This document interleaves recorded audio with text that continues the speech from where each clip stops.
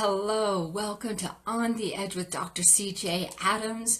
The dialogue is going to start right up at 10 a.m. Mountain Standard Time or noon there Eastern Standard Time. But this is pre-reading from the Thriving on Evolutionary Edge, the blog for this week.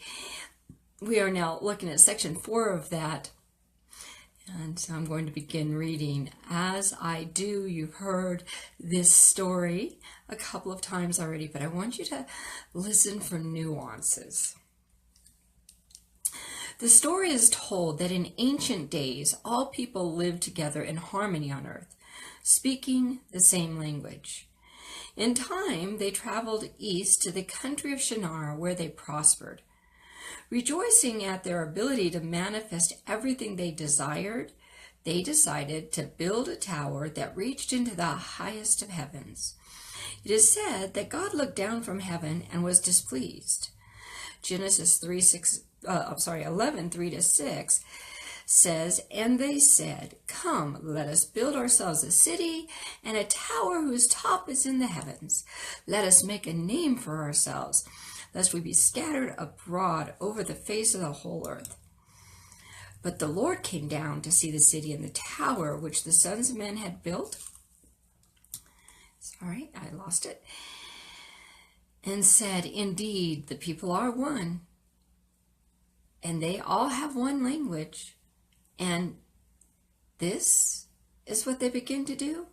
Now nothing they prosper to do will be withheld from them. Come, let us go down and there confuse their language, that they may not understand one another's speech.'" As I said, some see this as divine story.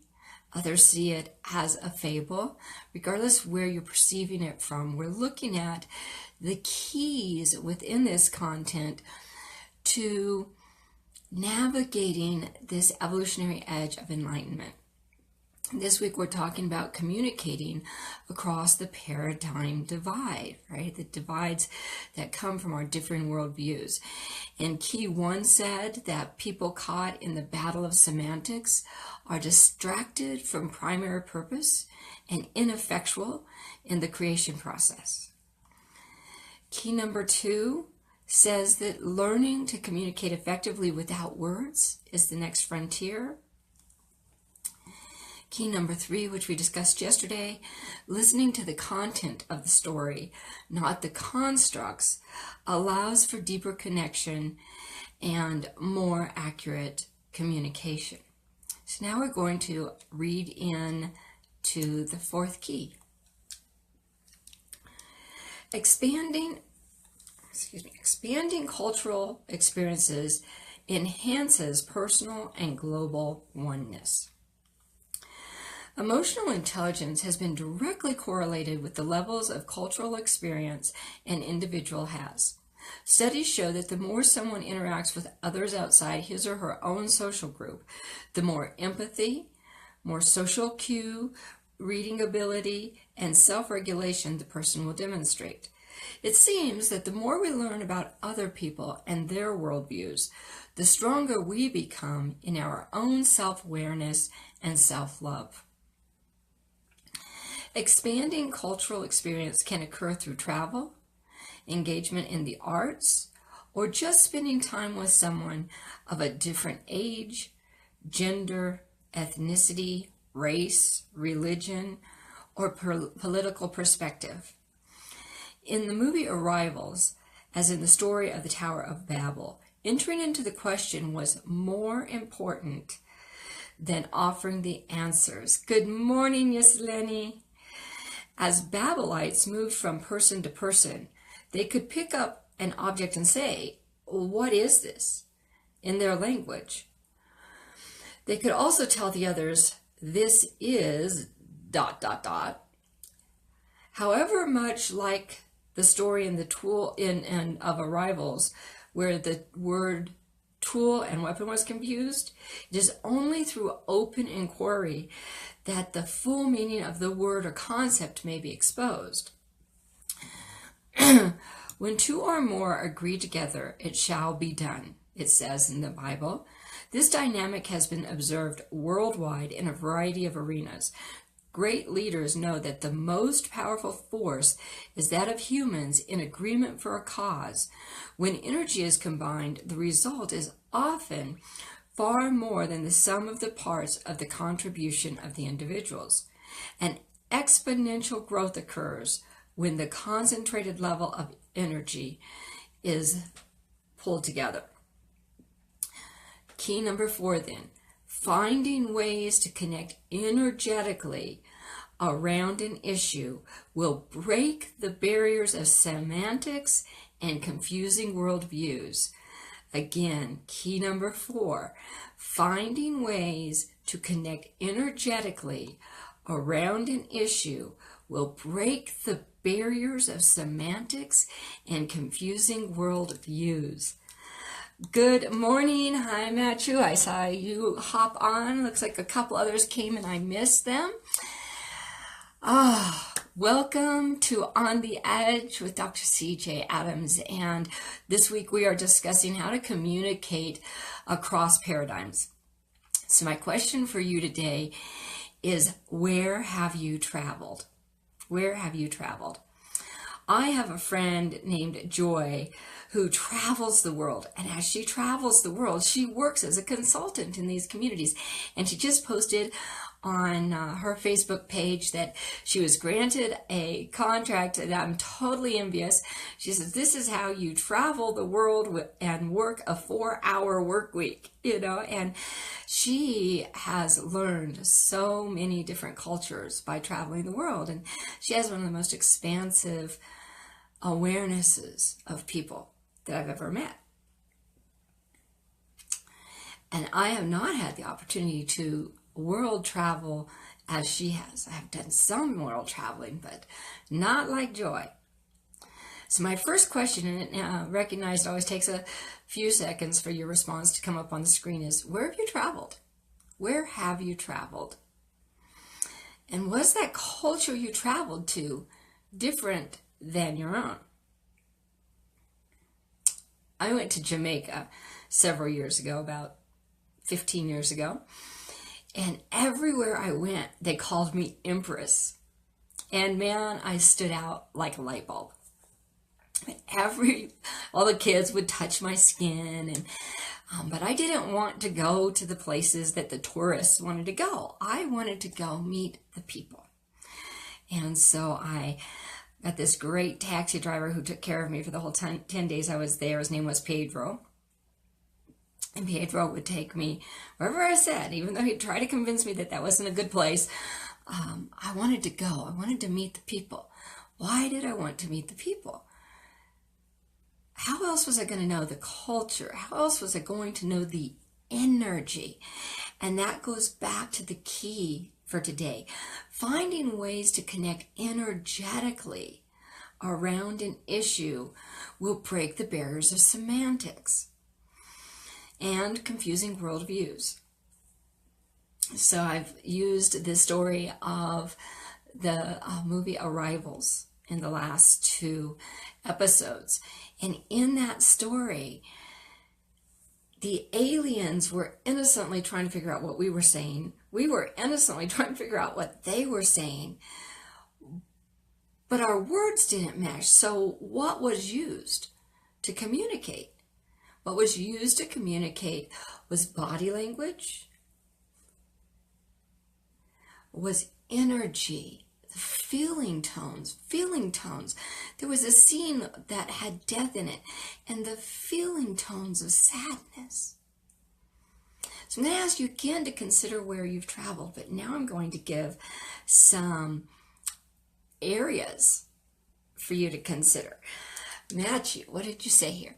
Being a driver of 17 years all over our states, but I've not had the opportunity to leave the states. Last year, Matthew, I was in 12 states over the course of the summer. And doesn't it make a big difference? I mean, I really have found that in every state in the United States, it's different. And even communities within those states, like here in Colorado, we have so many different subcultures. So what about those of us that cannot travel the world right now for financial reasons or whatever other reason? Have you traveled in a different social circle? For example, I shared an analogy earlier in this week of the Christian and the burner arena. Well, the burners go to Burning Man in Nevada, which is kind of a love fest out in Nevada. And so I've traveled in the Christian community. I've also traveled in the burner community. I've traveled in the oneness community. I've traveled in the Dances of Universal Peace community. I've traveled in the homeless community. I've traveled in the political community. I've traveled in the metaphysical community. These are all different languages I speak.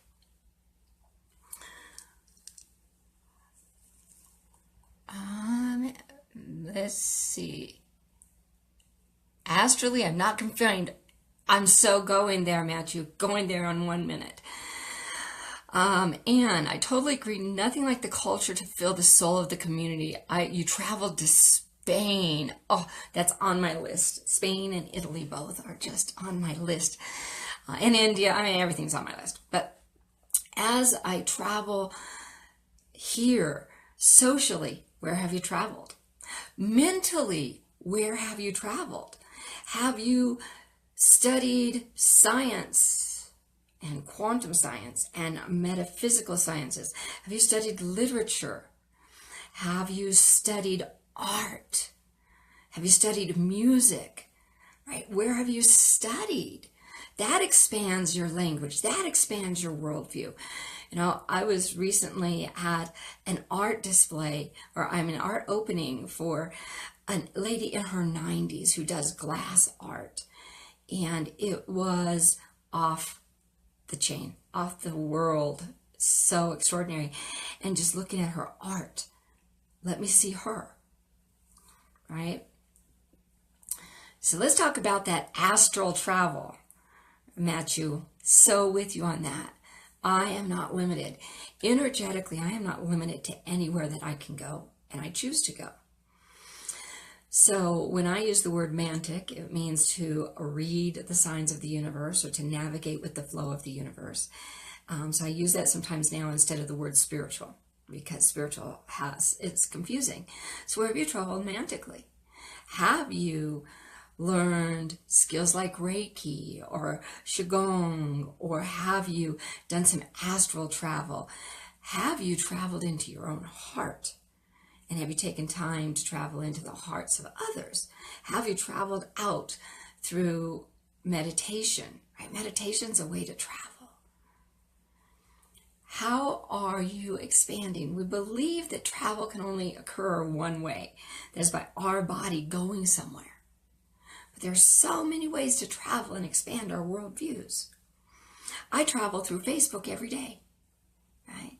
My friends show where they're at, and I get to experience that. Have you traveled into a different psychosocial environment? If you're in poverty class, have you spent any time with the wealth class? If you're in middle class America, have you spent any time with the farmers, right? How have you done that? Expanding our awareness of people and understanding that we may not speak their language. My father owned a fence company, and every time he would get a new young employee, he would send that employee across the street to our neighbor to ask for the left-handed monkey wrench. And it was just a standing joke in our house. We knew it was the way every new young employee was going to be initiated. And we knew there's no such thing as a left-handed monkey wrench. It's just a monkey wrench. Of course, the friend across the street was in cahoots with my dad, and he would give this poor kid, usually like 17, 18 years old, young man, this well, I don't know. I don't think I have one. I think I loaned it to Al already. And the poor kid would go back and forth. And my dad would describe, no, it looks like this. You go back and you tell Fred you want this. And for 15, 20 minutes, they'd have this poor kid running back and forth across the street for something that didn't even exist. But that was part of the initiation into that culture with my, in that construction culture, and they had fun with it, but it also served a purpose. The young man was beginning to learn the language of construction. What industries have you been in where you understand the language, right? What spiritual worlds have you traveled in where you understand the language? In order for us to thrive on this evolutionary edge of enlightenment, we truly have to be able to expand continually our worldview. We can do that through art. We can do that through music. We can do that through sitting at Starbucks and listening to the conversations going on around us. But we have to be willing to know that ours is a worldview that's a pinpoint on the top of a needle. It's only one very small view of the world, and we can expand it. And the more we expand it, the more we can energetically feel what's going on around us. Hi, Angie and Lee and others that joined. And so our time is up, but before we leave, I want to give us an opportunity to energetically connect. So I'm going to sit with you for just a moment. And then I'm going to read Matthew's fantastic comment here.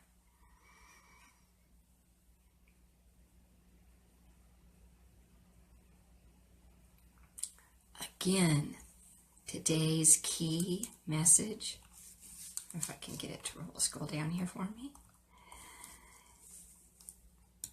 I lost it. Today's key message.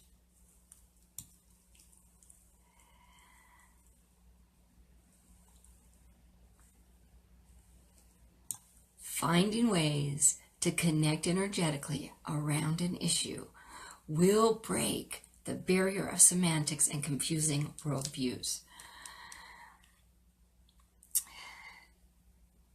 Matthew, yes, you teach this.